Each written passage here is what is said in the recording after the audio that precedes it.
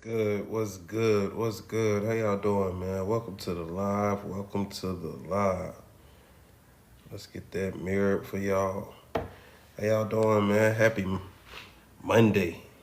I had to sit here and think about the day. Happy Monday. All the days starting to look a lot alike. Teaching, working, building, developing, all the days starting to look real similar. But yo, you know you could be doing anything you desire. We're gonna be exposing the 5 secrets to having them all. The 5 secrets to having it all. You can have the money, you can have the love life, you can have the body, you can have it all. You don't gotta pick and choose. Well, actually, you do gotta pick and choose. You gotta get clear about what you want. The reason a lot of people never get to have it all is because they don't never define it. They don't never get clear about what it is. You could be doing have anything you desire. But you gotta get clear about what you want. You can't get what you want until you know what you want. Most people don't know what they want. That's why they don't get it. Most people know what they don't want, but they don't know what they would rather have. So you got to get in the habit, because let's talk about how life works.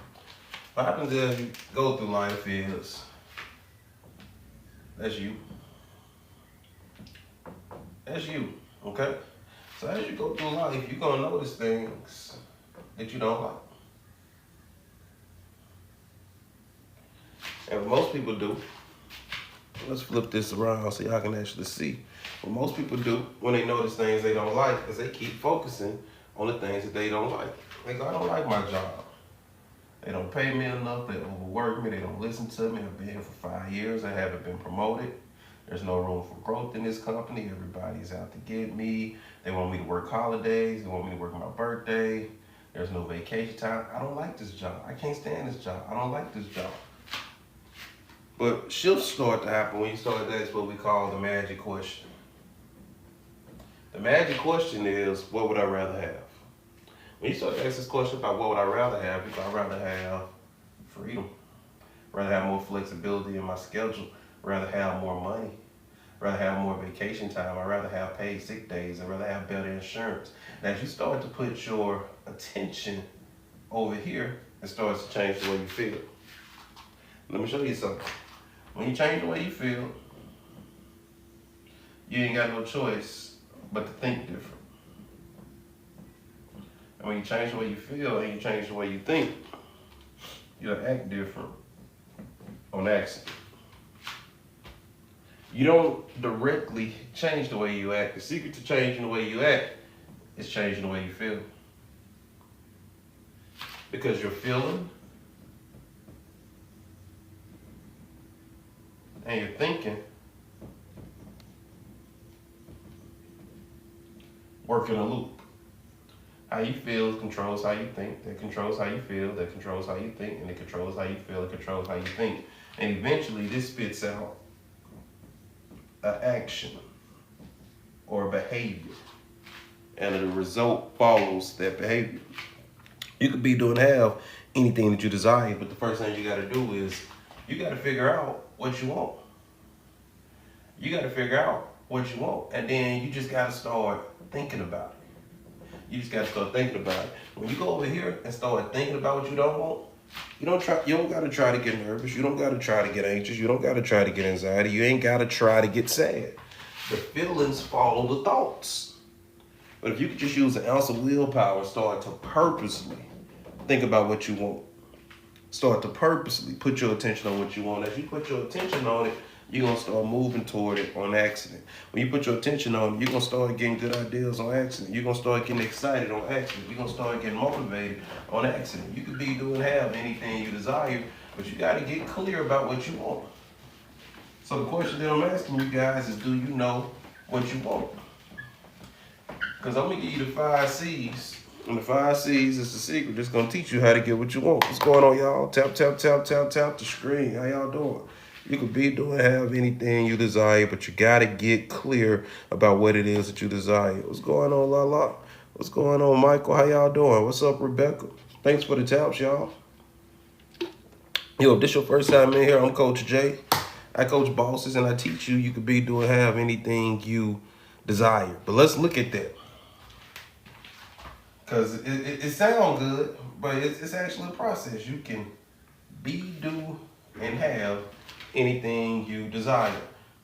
Are we on here? Yeah, we on here. But before you can have it, there's certain things that you have to do. But before you do those things, there's certain things that you have to become. Okay? Now you can be, do, and have anything you desire. Not anything you fear, anything you desire. And you gotta learn how to spend more time desiring what you want than being nervous. You gotta spend more time desiring what you want than being anxious. You gotta spend more time desiring what you want than being upset that it's not here. But this is the order, okay? Before you can be it, you have to do it. But before you can do it, before you can do it, you have to be it. And before you can have it, you have to do it. Most people try to skip right to steps 2 and 3 without taking care of the becoming. Now, being happens internally. Being happens in here. Before I can have riches, there's certain things that I have to do. But before I can do those things, I gotta become the type of person that can do those things. Before I can do entrepreneurship, I gotta become an entrepreneur. Now, becoming an entrepreneur isn't an outfit you put on. Becoming an entrepreneur isn't walking around with a MacBook. Becoming an entrepreneur isn't going to sit down at Starbucks and looking like you're working. Being an entrepreneur is a mindset. Being an entrepreneur is a way of thinking. Being an entrepreneur is where you got this ability where you can see an acorn, but know it's an oak tree inside of there. Being an entrepreneur is a superpower that you have when you can see a problem and instantly your brain starts to go in the direction of solutions. You're going to have a hard time having success and doing successful things if you try to do it before you become that type of person. So that's why we do the becoming first. Before I can be a champion, before I can do champion things, I got to become a champion. Before I can do rich, I got to become rich. Things have to shift in here before they're going to shift out there. You got to change it in your head before you can change it in your life. Okay? You got to change it in your head before you can change it in your life. If you can't change it in your head, you can't change it in your life. If you can't see a world where your life can be different, then you will never have a different life. You got to discipline your thinking. You got to quit thinking like you always thought so you can quit having what you always had. If you want something new, you got to think different. You got to let some new stuff in. You got to put that down so you can pick this up. You got to put down what you don't want so you can pick up what you would like to have. You can be, do, and have anything you desire, but you got to do it in this order. Be, do, have. Anything that you desire. I didn't say you could be, do, and have anything. I said you could be, do, and have anything that you desire.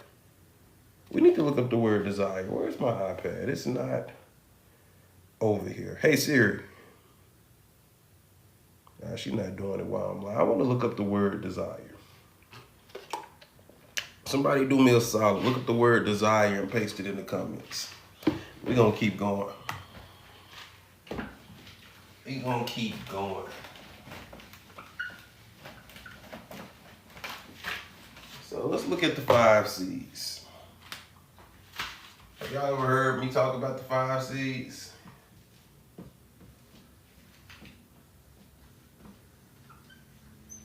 Success. 5 C's success strategy.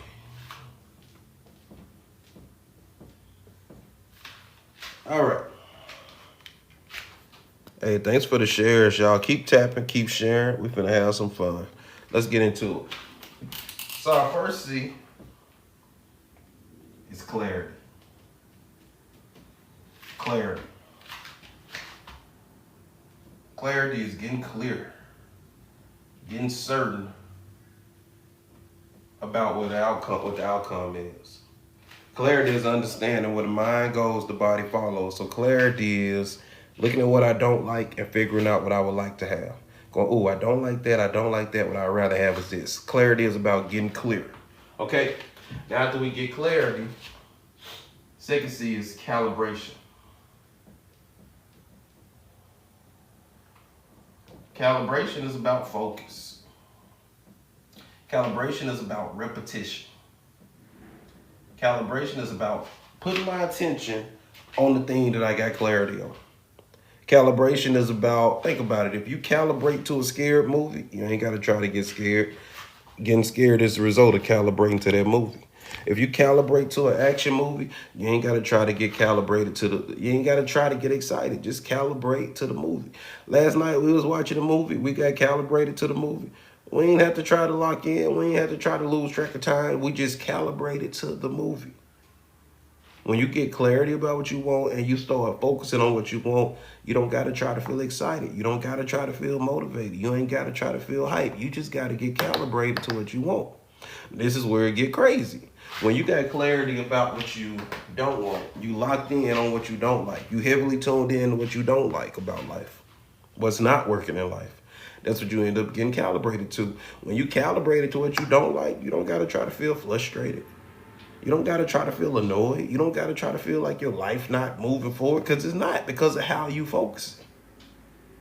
So I need you to stop getting so much clarity about what you don't want. And I need you to start asking yourself, what would I rather have? I want this, and this. Start focusing on it. Start calibrating to it. Start calibrating to it. Because when you calibrate to it, what's going to happen is you're going to start to build confidence. Think about it. Think about something in your life that you don't like. Think about something in your life that you haven't been liking for a while. I bet you're pretty confident that same thing going to exist tomorrow. You ain't got to try to believe it's going to be there. You just know that person ain't never going to change. No matter what I do, that person, that's who they are. You ain't got to try to believe it, but you've saw it enough. You've experienced enough. You focused on it enough that you're confident in it, right? So one thing I always say, if it work in this direction, it'll work in this direction. We're going to turn that process around. We're going to get clear about what we want, and we're going to start focusing on that. And what's going to happen is you're going to start to get confident in the fact that, of course, things working out for me. Of course I got that job. Of course I got promoted. Of course I wake up feeling good. Like, why wouldn't I? And that's what's going to happen when we start getting confident in a direction that we want to go. But before we get confident, we got to get clear and we got to get calibrated. This is the same process. Now, this is the dope thing about the 5C program. The 5C program, you can use it to become successful. You can use it to fail. It works in both directions. You running the 5C program, whether you realize it or not. I need you to start running it on purpose. I need you to get clear about what you want. I need you to calibrate to what you want. You got to use some willpower on this part. We'll talk about calibration in a little bit. I'll show you how the calibration process works. Then you're going to stay here until you accidentally go here. You're going to stay on this step, manually calibrating. Confidence is when you calibrate on accident. So you have to manually calibrate until you start calibrating on accident. When you start calibrating on accident, that's what we call confidence. Confidence is when you can feel good while you're doing the affirmations, but when you're done doing the affirmations, that good feeling follow you to your car. That good feeling follows you on that. Like, it's easy to feel good when you in a room by yourself. It's easy to feel those feelings when you're in a room by yourself. Confidence is when you can take it with you. Confidence is when you can watch the news and they can say something that you don't like and you can still feel those feelings. Confidence is when you can see something you don't like and it don't take you out of your calibration. It don't take you out of your calibration. Is that making sense? So we get clarity, we get calibrated, then we get confident. Now, once we get that, that's what I call the foundation. I call these top three, we call that the foundation. Now, once we get the foundation secure, now we go to competence.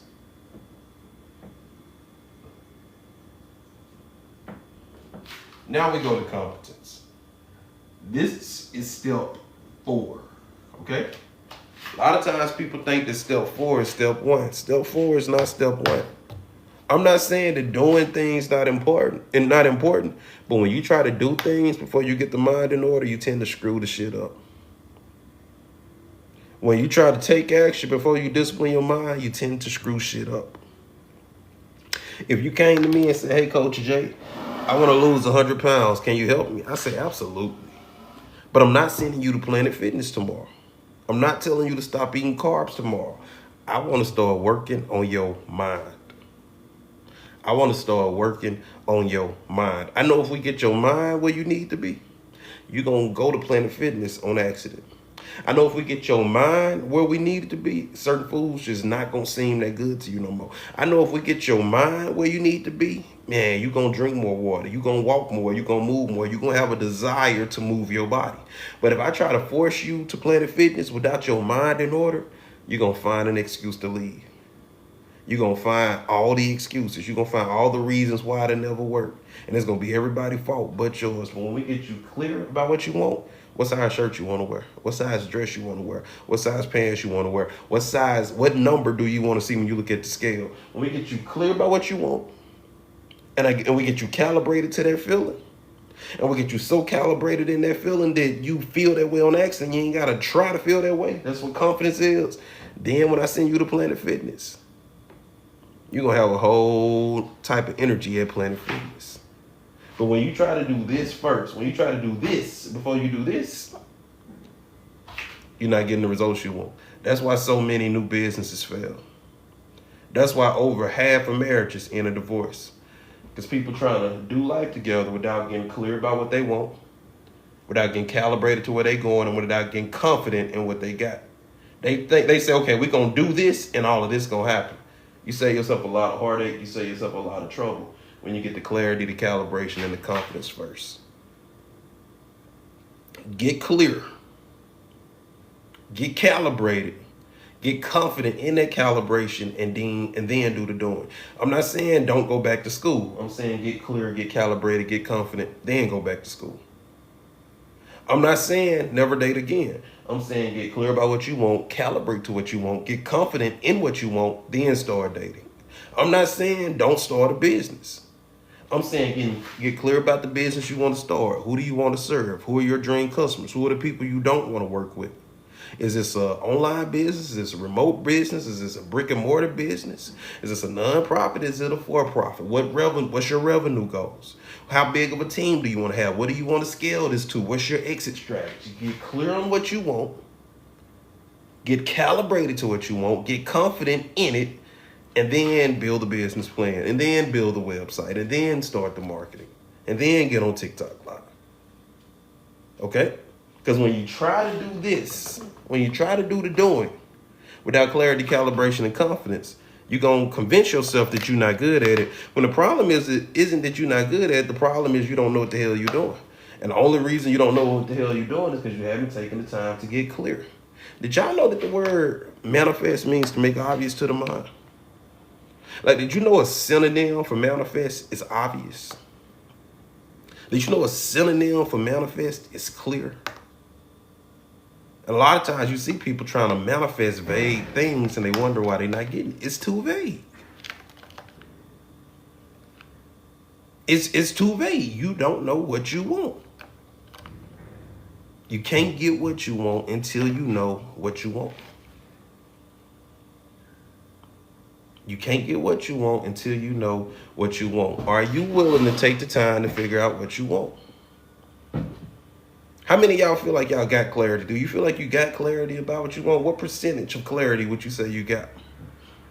If you're not sure, it's a quiz on my link in my bio.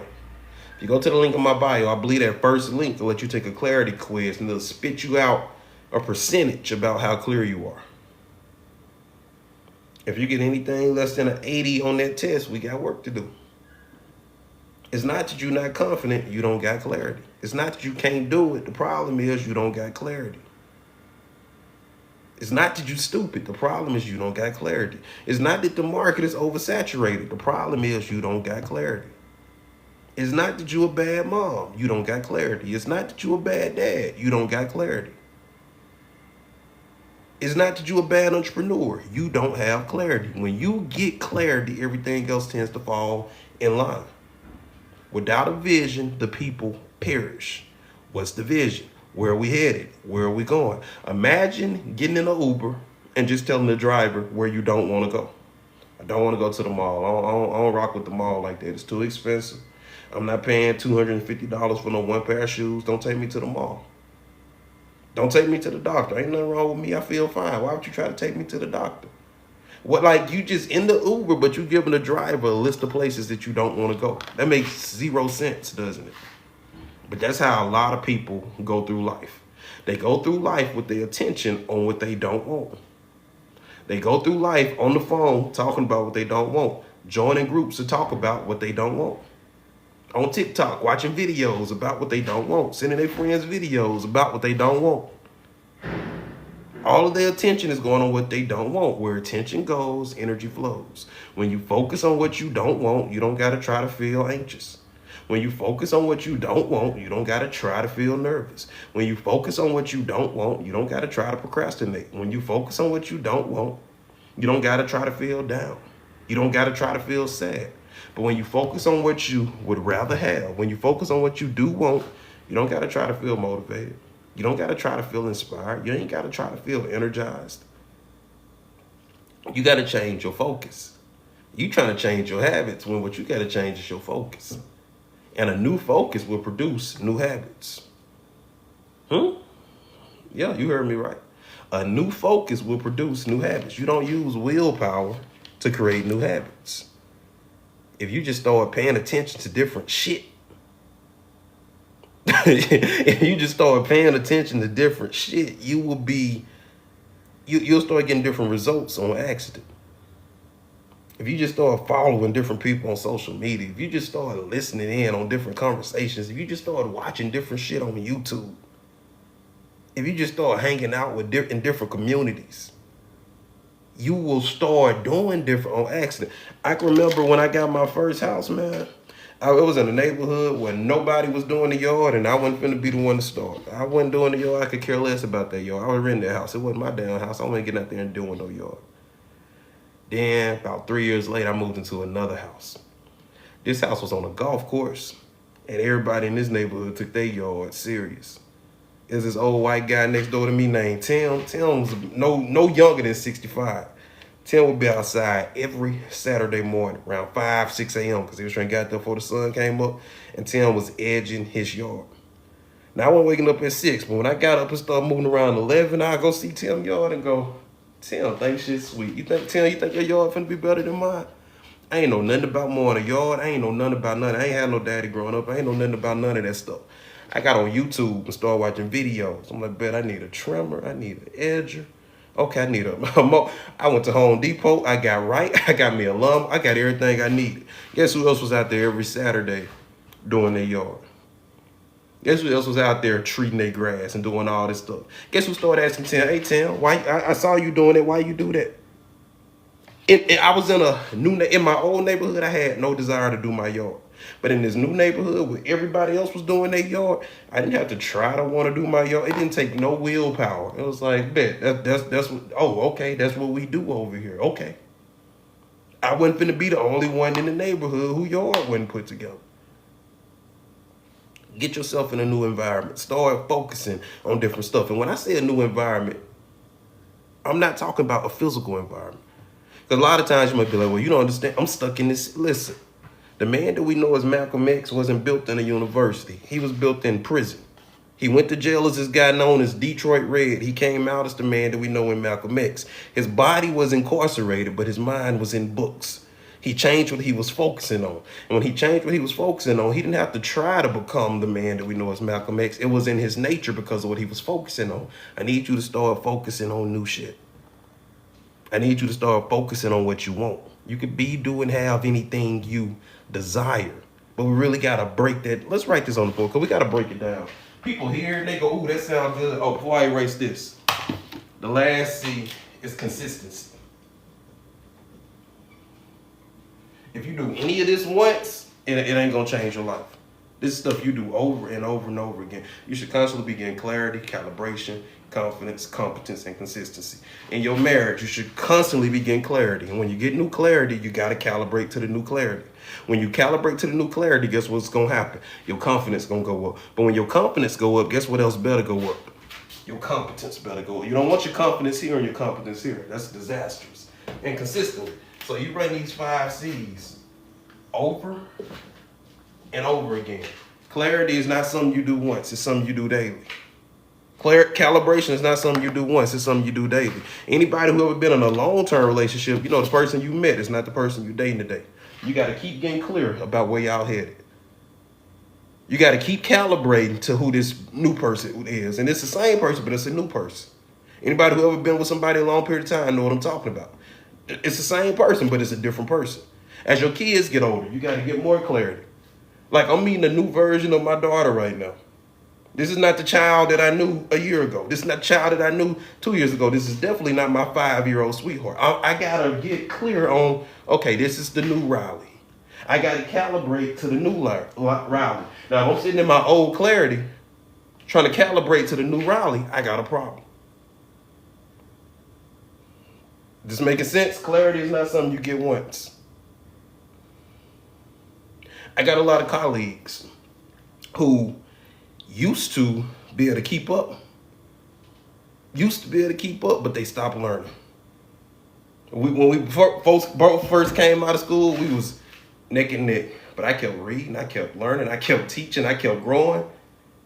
And I got my stuff. What you still doing all that studying for? Look, this is the thing about life. You either growing or you dying. It's no such thing as sitting still. You either getting better or you getting worse. I remember one time, man, I took about 5 months off of doing this. I took about 5 months off of talking, 5 months off of teaching, 5 months off of being on stages. Man, I got back on that stage. I was like, who is this? This is, because usually like before I get on stage, I don't even know what I'm talking about. Hey, what you got to talk about? I said, I don't know. We're gonna just get up here and it's going to flow. Boy, I got back on that stage after months of not being on that stage. It was rough. There's no such thing as sitting still. And I was doing a lot of street hypnosis, and I was doing a lot of entertainment hypnosis. I had to go out and keep that sharp sword. Wow. I had to keep what I'm trying to say, I had to keep that sword sharp. Gotta be a knowledge sponge. You gotta be growing. And you gotta understand, if you don't use it, you really do lose it. Like, this is the thing about the 5C strategy. You can have the 5C strategy in your head, but until you start doing it, it can't do nothing for you. It's like money. Money can't do nothing for you in the bank. Money can't do nothing for you in the bank. You better put that money in circulation. You better invest that money in a course. You better invest that money in a property. You better invest that money in. It can't do nothing for you sitting at the bank. You better put that money to work. But knowledge and wisdom work the same way. It can't do nothing for you in your head. You better put that stuff in practice. Hold on real quick, guys. Work. But knowledge and wisdom work the same way. It can't do nothing for you in your head. You better put that stuff in practice. Hold on real quick, guys.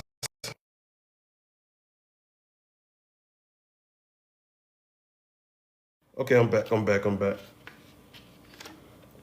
I want to break down this sentence because I say it a lot. I think a lot of people go, ooh, I like that. They like the way it sounds, but we got to really look at what it means. I think a lot of people go, ooh, I like that. They like the way it sounds, but we got to really look at what it means. I think a lot of people go, ooh, I like that. They like the way it sounds, but we got to really look at what it means. Can, be, do, and have anything. Oh, skip the end.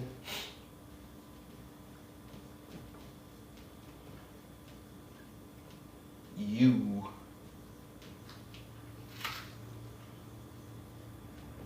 desire. Let's look at this. You can be, do, and have anything you desire. Now, the first thing we got to notice is that the sentence ends here. It doesn't end here. Okay? It don't say you can be, do, and have anything. It says you can be, do, and have anything you desire.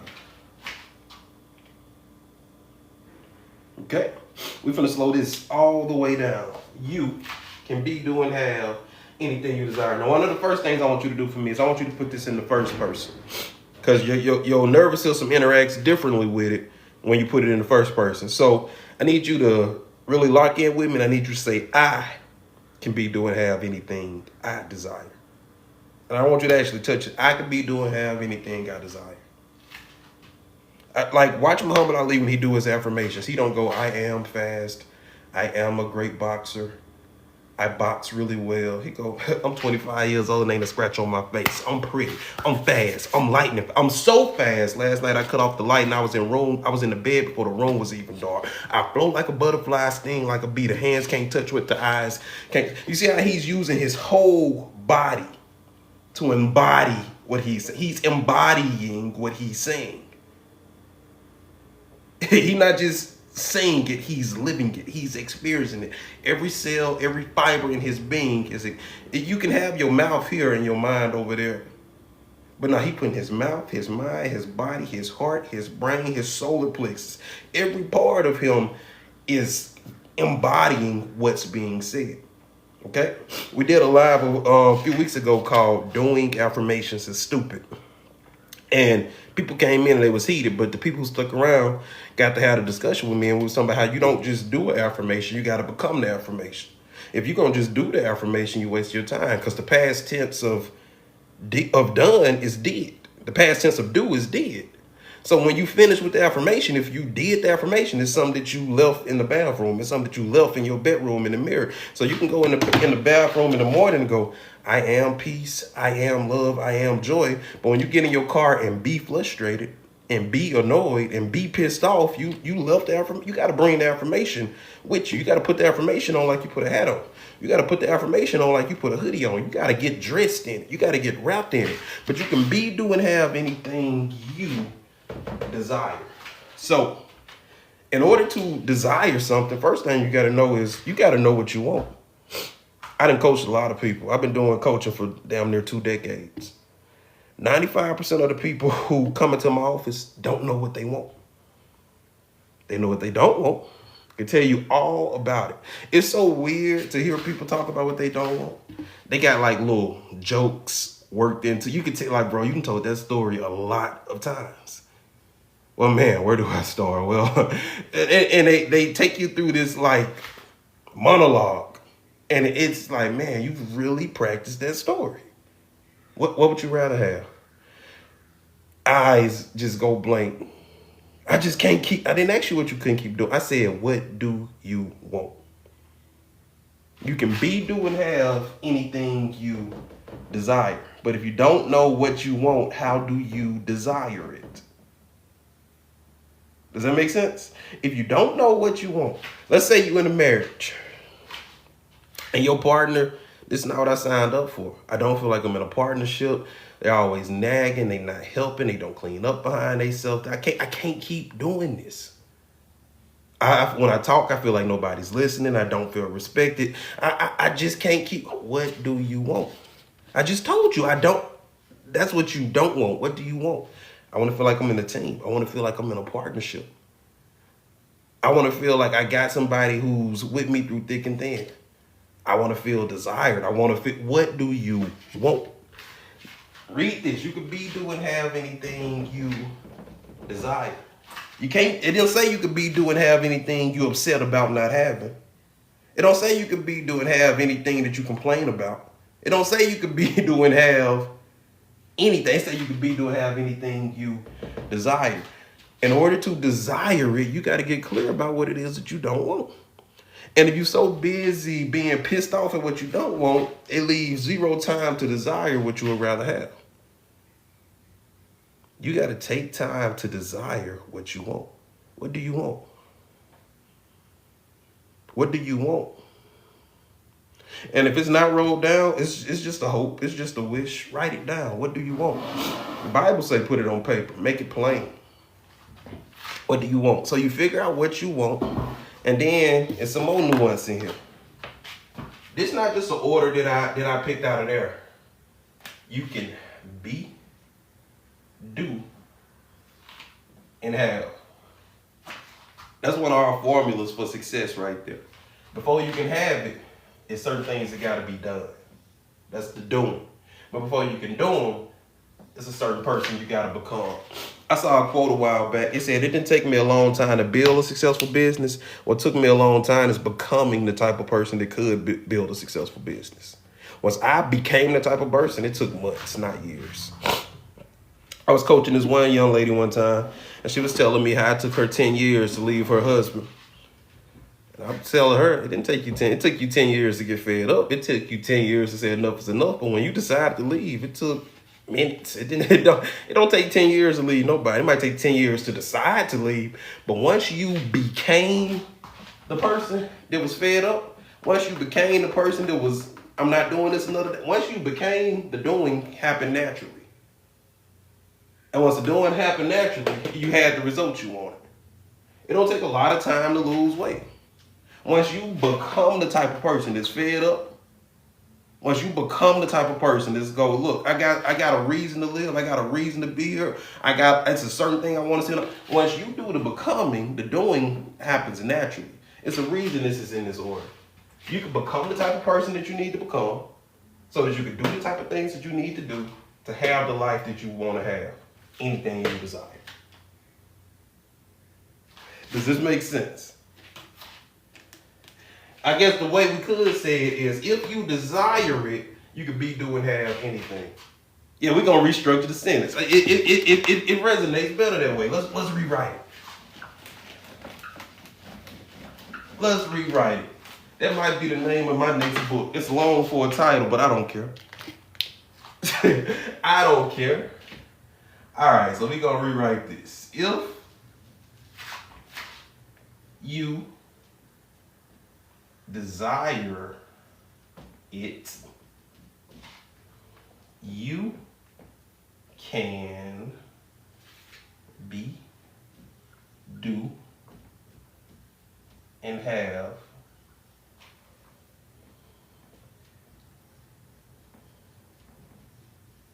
anything. You know what? We're finna take this one step further. If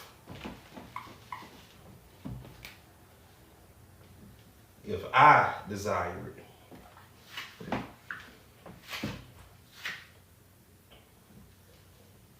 I could be, do, and have anything. All the stuff we talk about in these lives, I want y'all to put it in the first person. So I want you to really say that if I desire it, I could be, do, and have anything. But in order to desire it, you got to come out of that anxious state. In order to desire it, you got to come out of that fearful state. Desire isn't fear. Desire isn't anxiety. Have you ever desired something before? Let's make it plain. We're adults. Let's look at sexual desire. When you sexually desire someone, do you got to try to get your body to respond? Do you got to try to get turned on? Do you got to try to get activated? Or just is putting your attention on that person enough to make the body do what it need to do? You ever had the body follow suit when you was like, whoa, body, not right now. Not right now. Hold on. Wait. The body follows the desire. The being follows the desire. The doing follows the being, and the having follows the doing. This hypnosis 101. Desire it. The reason you don't have it is because you're not taking time to desire it. You're fearful of it. You're anxious about it. But that's not the manifesting state. Desire. I believe in Think and Grow Rich. Ain't the first chapter Think and Grow Rich? Ain't it desire? A burning desire Napoleon Hill talks about. You got to take time to desire what you want. If somebody come into my office and they go, I want to quit smoking, one of the first things I'm trying to figure out is, why do you desire to quit smoking? My doctor said, I don't care what your doctor said.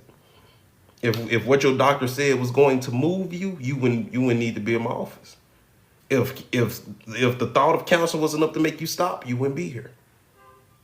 If lung cancer was gonna make you stop, you wouldn't be in my office talking to me. Well, my wife said, I don't give a damn what your wife said, respectfully. I don't care. Why do you desire to quit smoking? And until you can tell me something like, man, I got a 3-year-old daughter, and one day she's going to get married, and I'm gonna be at their wedding. I'm going to walk my baby down there. I desire to be in my baby. Oh, now that I got a strong desire to link this to, the being is gonna be no problem. And when we take care of the being, this and this take care of itself. If you could just become the type of person, the doing and the having, take care of itself. Like once I became an entrepreneur, I didn't have to try to do entrepreneurship. Ask my girlfriend, if anything, it's harder to get me out of my office than it is to get me in my office. It's harder to stop me from working on my business than it is to get me started working on my business. Once I became an entrepreneur. Now, the first go around, I was trying to do entrepreneurship, but I hadn't became an entrepreneur. I failed. But when I became an entrepreneur, the doing flows through me. I just did because I desire to show God my obedience. Okay, and I need you to get that more defined, Rebecca. I need you to get it specific. And it do, man, when you get clear about what you want and you start desiring what you want. Desire is the glue that holds it all together. You have not because you ask not. But in order to ask, you got to get clear about what you want. So do yourself a favor. Get crystal clear about what it is that you want so you can start to desire it. Start to desire it. If you want to lose weight, I need you to stop complaining about the body that you're in. I need you to stop complaining about the low energy. I need you to just start desiring the new body. I need you to start desiring the number that you want to see on the scale. That desire is going to activate something in you. Like, think about it. When you watch a funny movie, when you lock onto a funny movie, you will laugh on accident.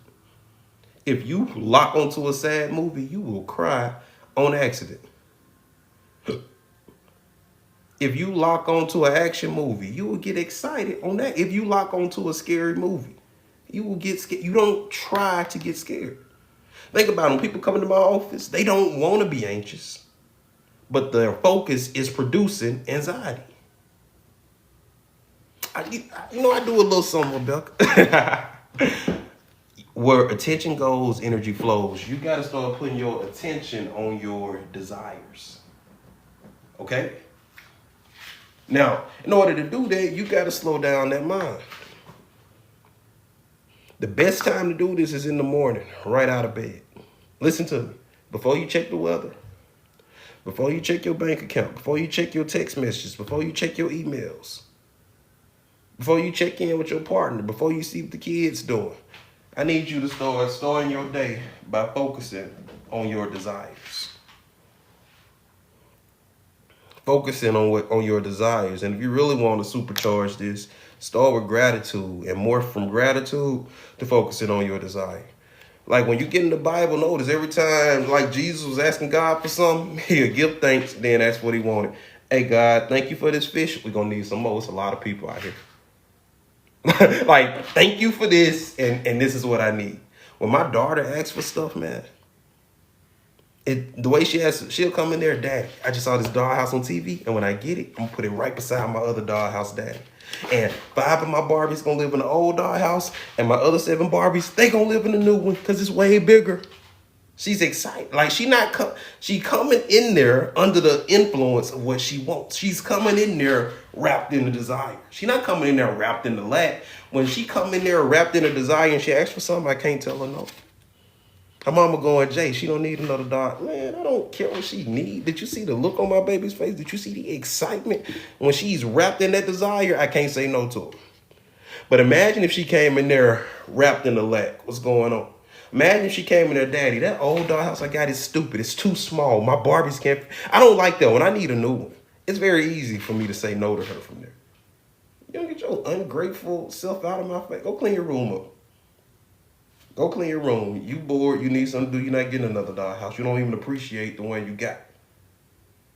If she came in there complaining, if she came in there depressed and sad and down, talking about what she don't got, it ain't a smile to wipe off her face. Like when that smile already on her face, I don't want to wipe that smile off her face. But when she already complaining, she already acting like a brat, it's very easy to like, no, get out. You're not getting it.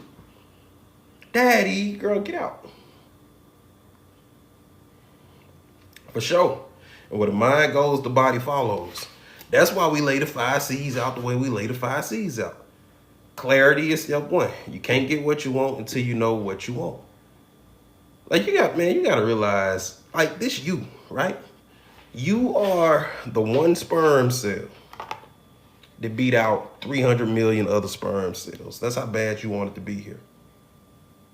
You wanted to be here so bad that you beat out 300 million of your siblings to fertilize that egg. You wanted to be here.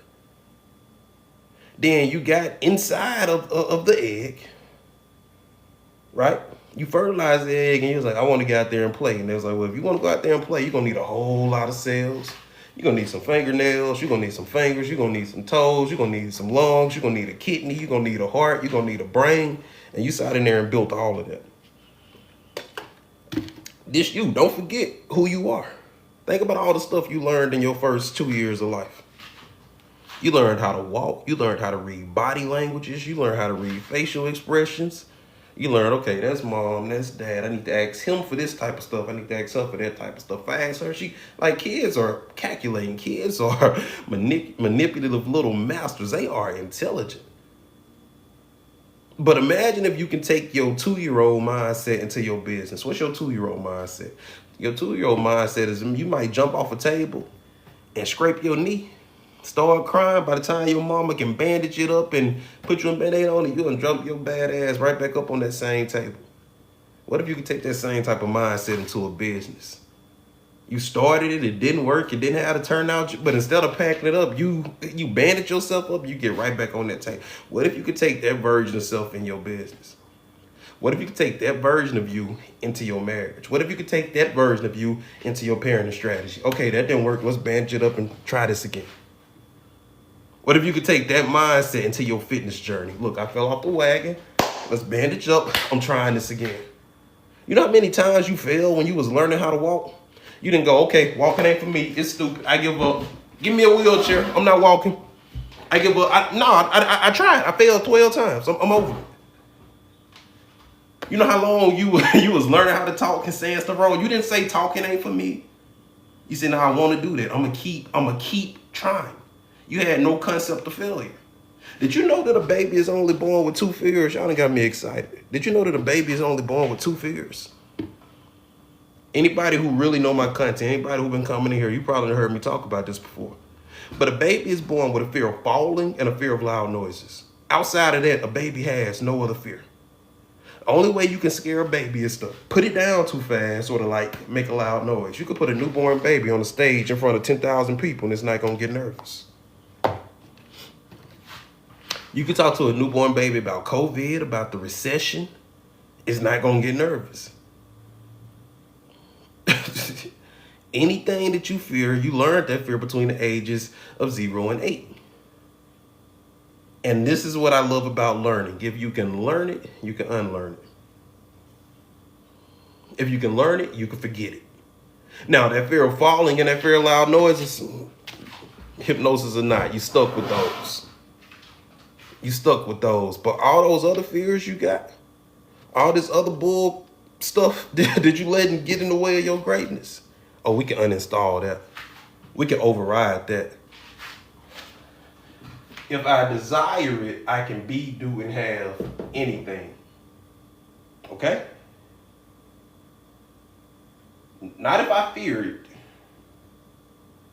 Not if I complain about it. Not if I get upset about it. Not if I talk about it. If I desire it. I need you to start taking time to desire it. Before you can desire it, you got to define it. And some people might be sitting here going, well, Jay, I don't know what it is. Okay.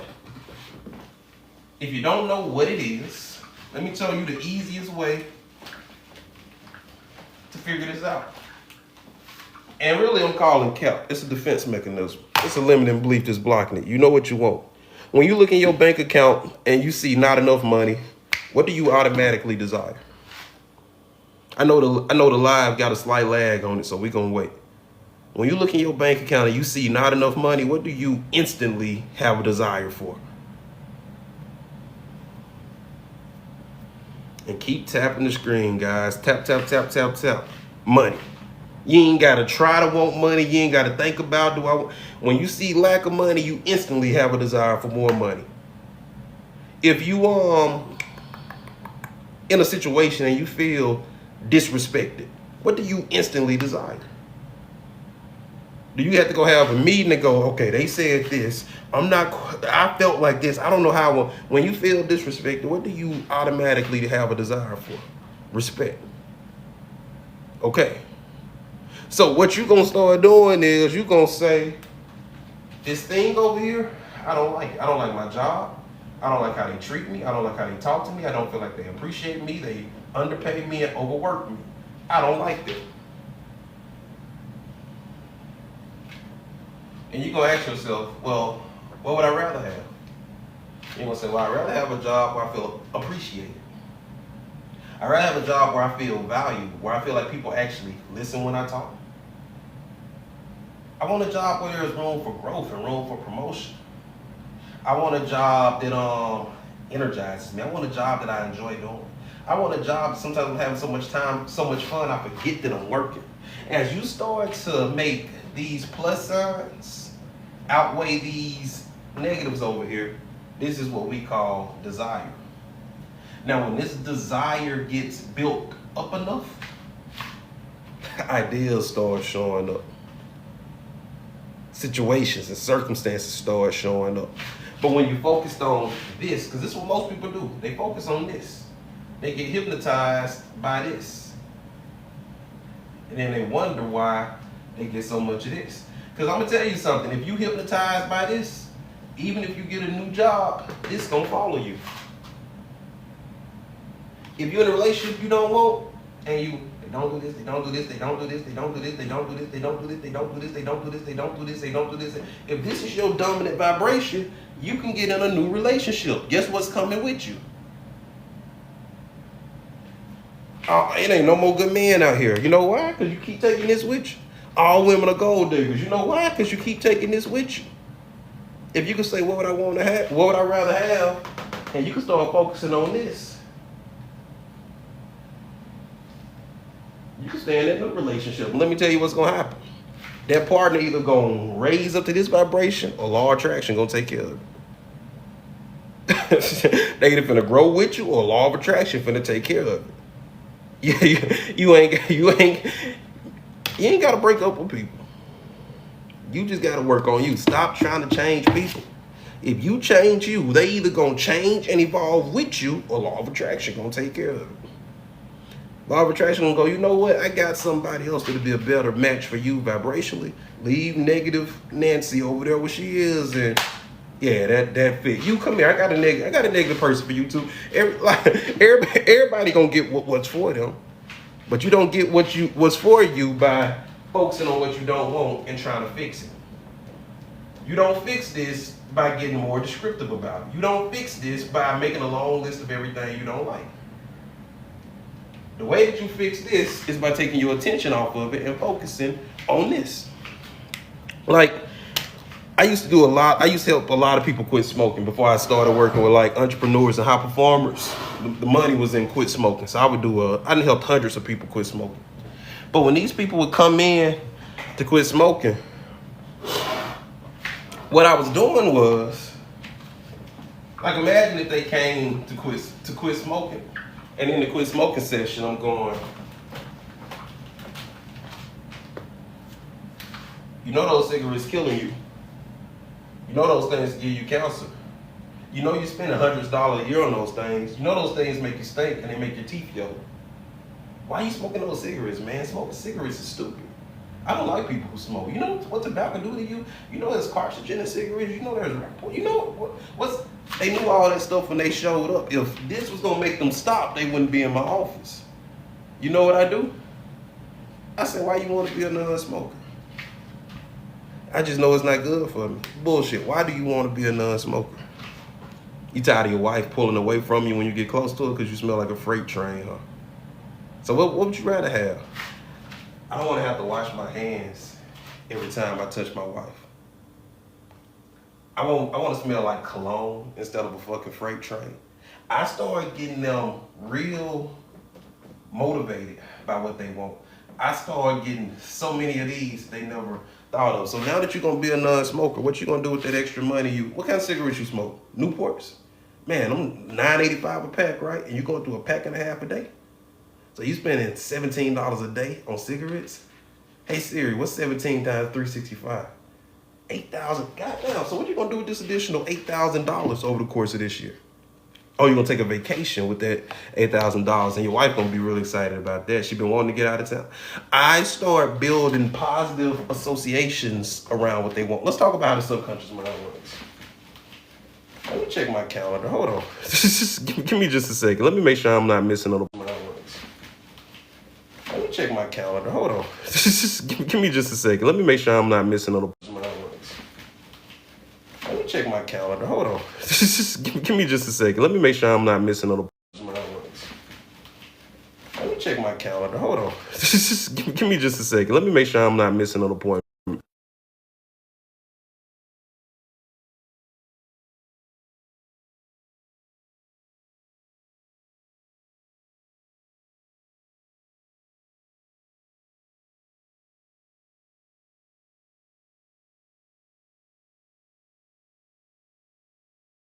I'm not missing on the point.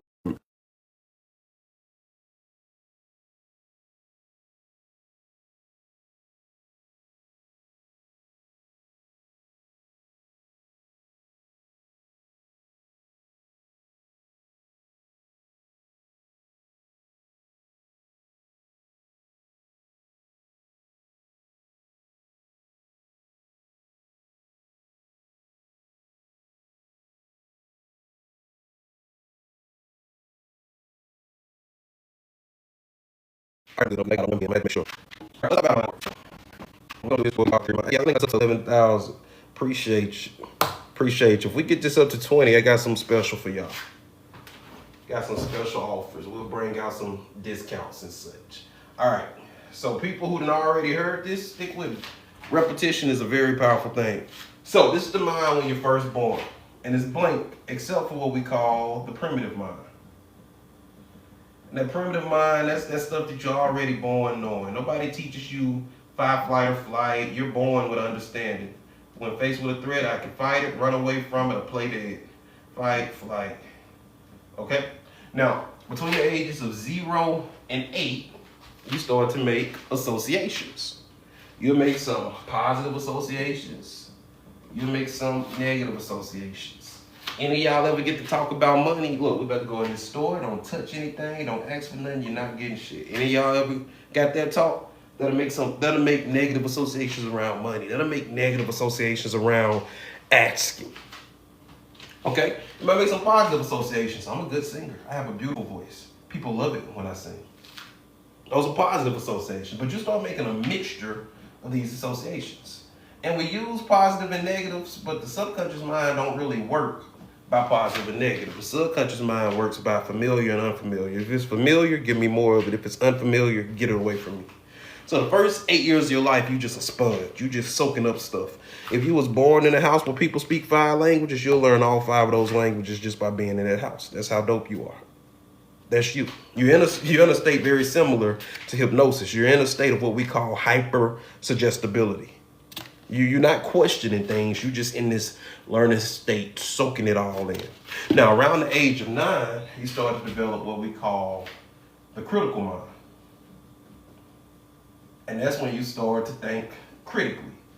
That's when you start saying things like, hold on, this Santa Claus character. You telling me that one fat man with some reindeer give kids to everybody? I don't know. I don't think about it. That don't really make... That's when you start questioning things. That's when you start being more analytical around the age of 9. Now, this critical faculty, what it does is it does 3 things.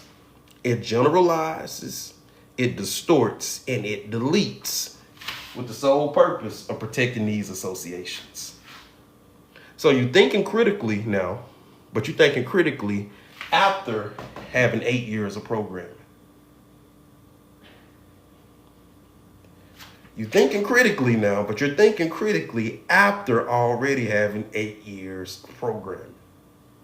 So you are a critical thinker, but you're critical based on this programming, and you generalizing, distorting, and deleting to protect this programming. And this is what we call the subconscious mind.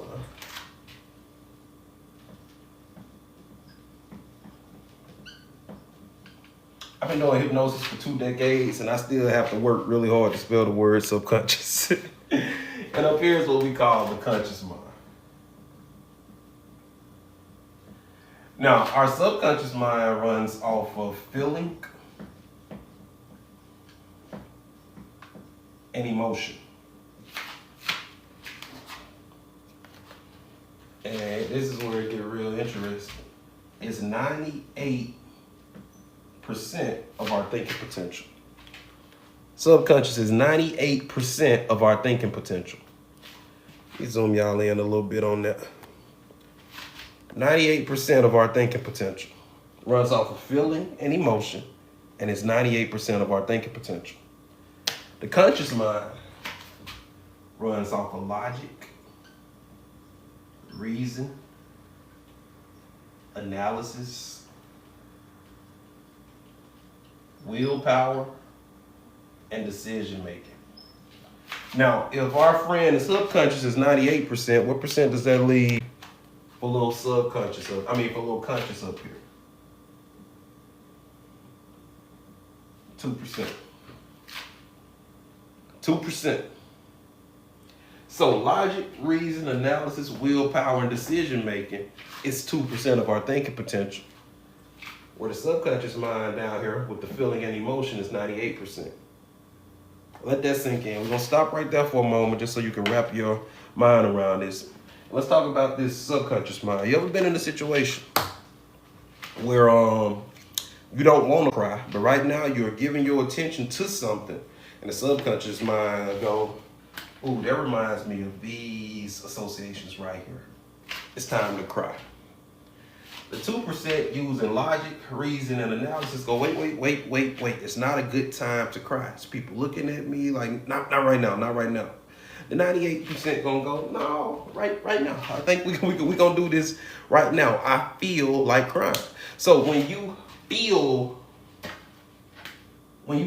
like crying, is it possible for your logic, your reason, your analysis, and your willpower and your decision making to override the feeling? Is it possible? You ever tried to do that? How did that work out for you? Did it work out for you? Not at all. In fact, what happened is you probably ran into something called the law of reverse action. The harder you try, the harder you fail. The harder you try not to cry, the more you cry. That's how the subconscious mind works. It doesn't negate information. Fellas, you ever walk up to your girlfriend or your wife and say, baby, don't get mad? What she answer? She gonna go, what did you do? The instant you go, baby, don't get mad, subconscious mind go, mad? Oh, I know what that is. That's these associations. And it started to pull up every mad thing that ever happened in the life, and then you try to suppress it. It's not gonna work. It's not gonna work. So I want you to not tell yourself what not to do. Don't tell yourself, don't be nervous. Because the subconscious mind gonna go, nervous? Yeah, I know what that is. I know what nervous is. I know exactly what that is. You tell yourself, be confident. Put your shoulders back. Put your chest out. Put your head up. Think positive. Is that making sense? You don't tell yourself what not to do. You tell yourself what to do. That's one of the rules that you got to keep in mind when working with, when reprogramming the subconscious mind. Another thing that you got to understand is that the subconscious mind cares nothing about logic, nothing about reason, nothing about analysis, nothing about willpower, nothing about decision making. The subconscious mind cares about feelings and emotion. Eventually, I'm going to end this live and I'm going to the gym. I'm not going to the gym because my blood pressure. I'm not going to the gym for my A1C. I'm going to the gym because I want to feel good when I'm naked. I want to feel like I got stamina for adult activities.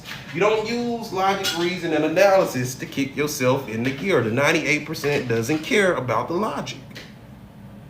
The 98% don't really care about paying your mortgage. It cares about freedom. It cares about free expression of self. It cares about I got enough money in the bank I can afford to tell people to fuck off. It feels great to be in a consultation with somebody that I can go, you know what, I don't like this person. And the thought of talking to them once a week drives me insane. I don't think we're a good fit. Here are a list of other people that could probably help you. I don't want to talk to you. The subconscious mind get excited about that type of stuff. So when you building your goals, when you building momentum and you're trying to start moving, I want you to stop thinking so much in the logic, the reason, and the analysis, because the 2% is not going to override this 98%. The question that you need to ask yourself is, how do I need to feel? So that I can think like I need to think. So that I can do what I need to do to have the things that I desire. How do I need to feel? What emotions do I need to get in my body that's going to trigger me to think different? So that I can start doing different and having different. So when information is coming into you, you got 4 places that information comes from. You got 4 places that information comes from. We call them messaging units. And throughout the day, you're taking in billions of messaging units. So let's talk about the 4 types of messaging units. I'm trying to make sure I'm staying on camera. Okay, we'll put them over here. So one of the first places you get information is from your external environment. Oh, it's hot out here. Oh, it's cold out here. Oh, it's sunny outside. Oh, so-and-so seems angry. So-and-so said this. I didn't like what they said on TV. CNN just said this. That's the external environment.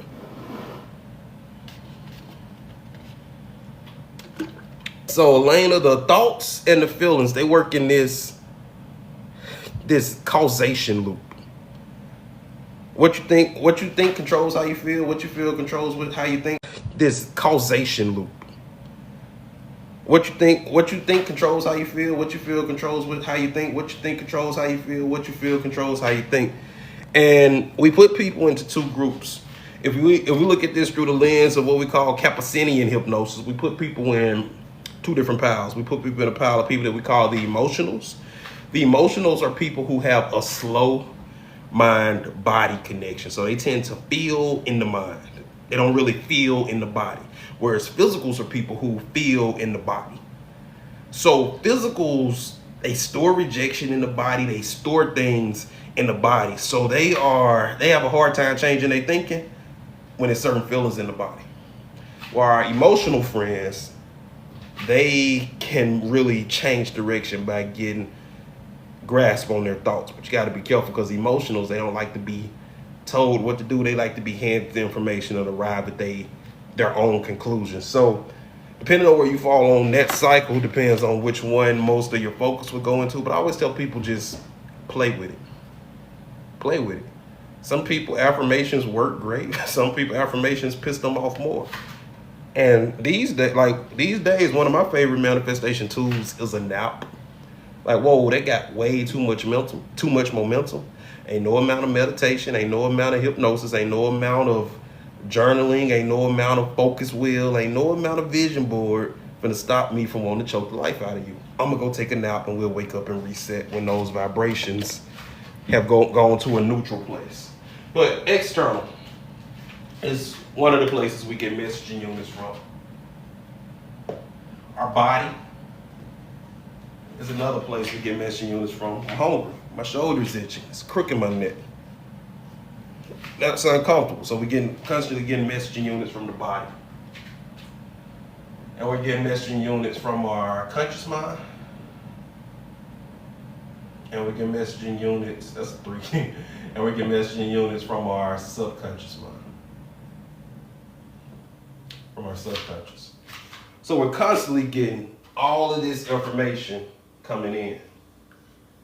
Now, the conscious mind holds information for up to 90 minutes. We're getting really granular with this. We don't usually go this deep on TikTok. Conscious mind usually holds information for up to 90 minutes. Critical mind holds it for up to 24 hours. Subconscious mind holds it for a lifetime. But when new information comes in, let's say you've had a lot of messaging units coming in around lack, around not enough money, around not having enough. Lots and lots and lots of them. So you got lots of negative associations down here in the subconscious mind. And let's say one day you're reading this book. Let's say you're reading this book called Think and Grow Rich, right? And your logic go, you know what, boy, this Napoleon Hill is on to something. Desire, faith, having a definite plan. You start using reason, go, I can see how that could change my life. You start using analysis and go, okay, yeah, he made some really good points. I'm gonna use my willpower to make a new decision and do this. Now you just arrived at this new idea. This big red dot, that's the new idea you just arrived. New idea. The new idea got about 90 minutes to bypass, to break its way into the critical mind. But the critical mind is going to look at all of these associations that you got down here, and it's going to generalize, distort, and delete based on what's already down here. So 9 times out of 10, what's going to happen is the critical mind going to look down here, see all of these negative associations around money, it's going to say, nope, get out of here. Get out of here. So the purpose of every manifestation tool under the sun, the purpose of every vision board, every affirmation, every incantation, every sleep meditation that you falling asleep listening to, the purpose of those is to bypass the critical mind and start to make new associations in the critical mind. Start to turn some of those those negative associations into positive associations. The purpose of those things is to get you feeling different so that you can start acting different. But what I want to talk about is what are the ways to open the critical mind so that this new idea can go in and start planting itself in there. What are some ways that we can bypass the critical mind? What suggestions you guys got for bypassing the critical mind? Let's see what you got. What suggestions do you guys have for bypassing the critical mind? How much repetition is starting to be enough for new connections? Okay, so repetition. This is where repetition can get tricky. I'm pretty sure y'all have heard the saying that it takes 21 days to build a habit. Y'all got some good ones. Journaling. I love EFT. I love tapping. Okay. Have y'all heard the saying that say it takes 21 days to build a habit? Anybody ever heard that? Appreciate you, Lord. Appreciate you. So imagine you say, you know what? I'm finna build the habit of going to the gym. I'm building the habit of going to the gym. So tonight, let's say 5 p.m. is your gym time. You begrudgingly go to the gym. You begrudgingly go to the gym. Hey, let me go to the gym. I said I was going to go. And you go, you do your workout. It wasn't fun. You come back home. Tomorrow, you go to the gym begrudgingly. Don't want to go. You force yourself, you go. Let's say you continue that cycle for 21 days. I bet you know a lot about repetition and practice, Don. That sleight of hand is crazy. And that didn't come from doing it 10 times. But let's say you do that for 21 days, right? You just built the habit of begrudgingly going to the gym. Is that the habit you wanted to build? That's where repetition gets tricky at. It's not enough just to force your, what type of attitude. That's where the well-formed outcome comes in. Under what circumstance do I want this result? And then you need to repetitiously practice doing it in that manner. Because if you repetitiously force yourself to, you just build the habit of forcing yourself to go to the gym, and eventually you're going to run out of this WP, willpower. So one of the things you could do is start to imagine, that's it, niche. Imagining yourself doing it and feeling good. Focusing on the aspects of the gym that you like. You want to start building positive associations around the gym. It's very easy for me to get on TikTok live and say I'm going to do 45 minutes and that's somebody else's car. I don't know. Man, that thing was going off all night. I think they reprogramming a key or something. I don't know. Right. And is that the habit you want? Like, not at all. That's not the habit you want. Y'all hear me okay? I'm trying to see what I can do. I might could put on my headphones.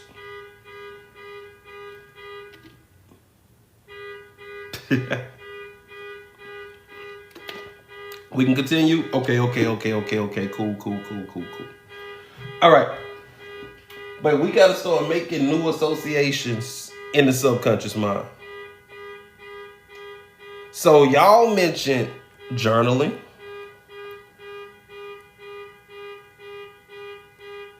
Let me see what else y'all mentioned. I see journaling, I see EFT tapping. So we got to keep in mind what we was just talking about with the forcing yourself to the gym. Journaling is great if you do it correctly. Journaling is great. I don't know, Elaine. It's not my car, so we letting them have it. But journaling is great if you journaling about what you want. I used to have my clients do a lot of journaling and bringing it to me. And they bring it to me next week. And I go, how you feel? They go, not good. Well, shit, for the last week, you've been writing about what you don't want. Journaling is great is when you're doing it in the right direction. Visualizing is great when you're doing it in the right direction. Tapping is great when you tapping away the anxiety, when you tapping away the things that's stopping you from wanting to do it. Gratefulness in my mind or journaling. Whichever works for you. It's an experiment. So everybody is different. I met some people, vision boards work great for them. I met some people, vision boards do nothing to move them. Like, so one thing you gotta understand is everybody has what we call a primary system. Like when I'm out doing entertainment hypnosis, somebody might come up to me and go, I don't feel like that shit gonna work on me, man.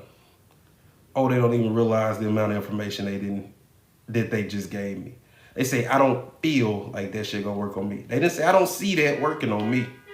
They didn't say, that don't sound like it'll work on me. They say, I don't feel like that shit would work on me. Okay, you're kinesthetic. You are a feeler. Why don't you feel like it'll work on you? If it did work on you, what would it feel like? Yeah, if hypnosis worked, if hypnosis was real, what would it feel like? In order for them to answer that question, guess what they gotta do? They gotta go sit in the feeling of what it would feel like, and they gonna describe it to me from that feeling. I'm gonna meet them there and keep them there. But if somebody say, man, I don't see that working on me. Yo, why don't you see that working on you? What do you need to see? Tell you what, close your eyes. Now you can't see nothing. And with your eyes closed, listen to my voice. Now I done took you out of your primary system where you're nice and comfortable. We're finna take you on an auditory journey. That's gonna cause the subconscious to dissociate from the conscious and give us a whole other little realm we can play in. But different strokes for different folks. Like when I'm working with somebody, I usually do my initial session for 2 hours because they give me plenty of time to talk to them. I can see how they describe things. Like if somebody said, I just feel like it's a weight on my back. Every time I take 2 steps forward, I feel like I'm being pushed 3 steps back. Something weighing me down. I'm just chained to this position. I'm tired of being stuck. That's a kinesthetic person. So we're going to use kinesthetic forms of therapy. We're going to do some kinesthetic change work. That's somebody that tapping would be really good for being able to vent that stuff out of the body. That's somebody who I probably would have writing because that's forcing the mind and the body to play together. But if I got somebody say, man, I just can't see my way through this thing. Man, everywhere I look, there's another problem. Everywhere I look, I see people against me, man. There's no opportunities out there. I just can't see my way out of this. That's a visual person. That's a person that a vision board would probably do a lot of good for.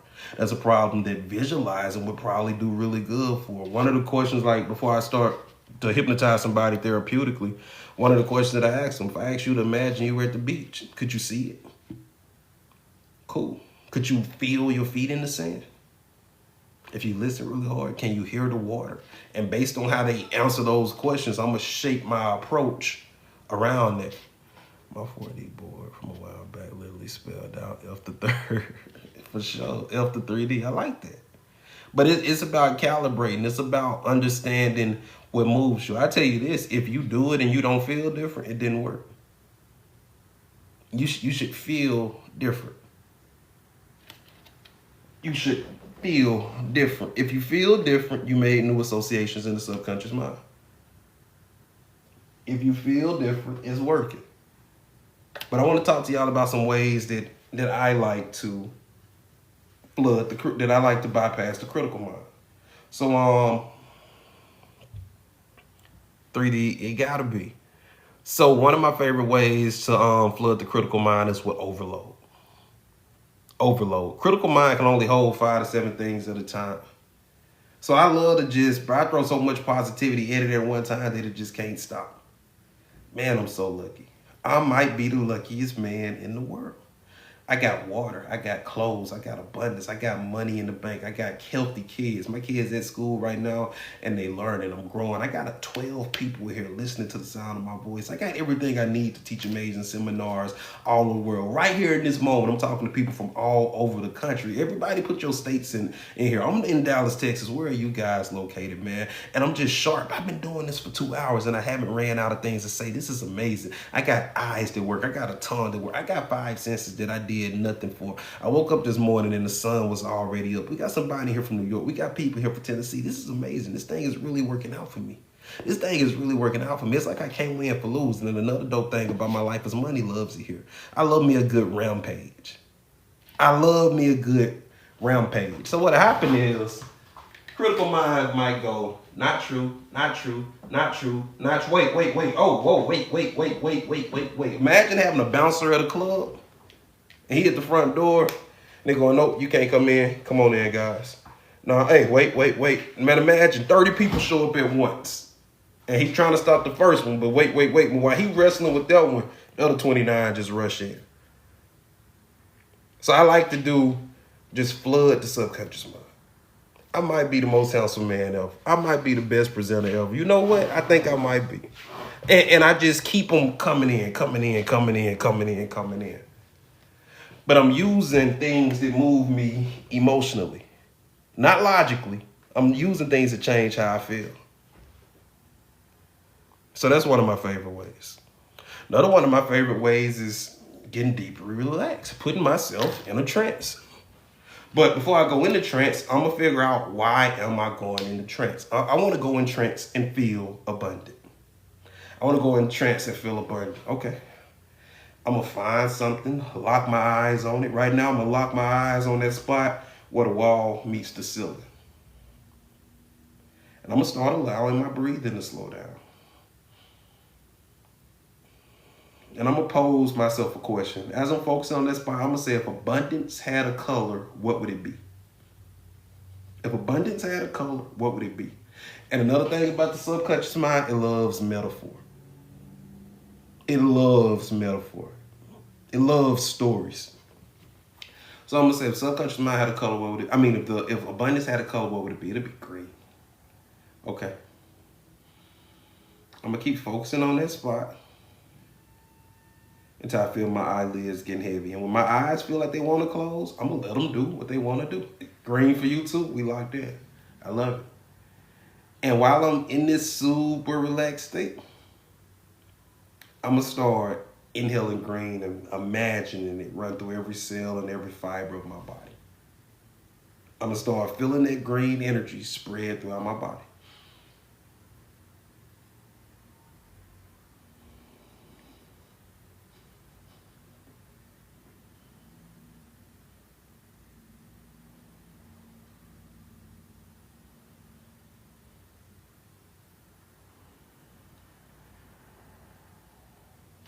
You don't understand the level of associations that something that simple is making towards your abundance. And what happens is, when you do this stuff repetitiously, you start to change the way you feel. And remember, you make these associations down here, and the job of the critical mind is to generalize, distort, and delete to protect these associations. So when I got a pile of associations down here that say I'm abundant, guess what my critical mind gonna start generalizing and distorting and deleting? Lack. My critical mind is going to protect these associations. I don't fight the critical mind. I bypass it and make new associations. And the critical mind takes whatever goes on down here as truth. So I just get myself feeling abundant. When I feel abundant, I think abundant on accident. I get myself feeling sexy. I don't wait on the scale to change to feel sexy. I start feeling sexy while the big numbers on the scale. But when I feel sexy, I start doing sexy things. I started working out from this place of feeling sexy. You got to go first. Whatever you give the subconscious mind, it's going to give it back to you multiplied. If you get a subconscious mind a drop of anxiety, it's going to hand you back pounds of anxiety. If you get a subconscious mind a drop of lack, it's going to hand you back pounds of lack. But man, if you get a subconscious mind a drop of confidence, just a drop, you'll be surprised what it hand you back. We talked about overload. We talked about relaxing yourself to the point of opening the critical mind. EFT is another great tool. We might do a workshop around EFT. A lot of people call it tapping. A lot of people call it tapping.